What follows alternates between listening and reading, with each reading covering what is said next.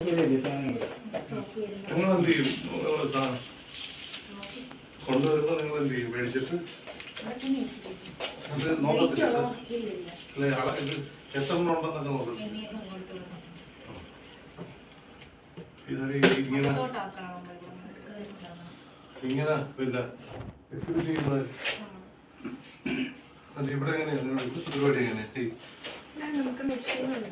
അല്ല ഇത് അന്നുണ്ടോ? ഉണ്ട്. ഇത് എങ്ങനെയാണെന്ന് പറഞ്ഞു. ഈ ഓരോ ഐറ്റത്തിന് ബാർകോഡ് അങ്ങനെ വല്ല ഉണ്ടാവും? ഒന്നുമില്ല. അതെങ്ങനെയാ പ്രൈസ് ചെയ്യുന്നത്? വെബ്സൈറ്റ് അവിടെ നിന്ന് അയച്ചു തരും.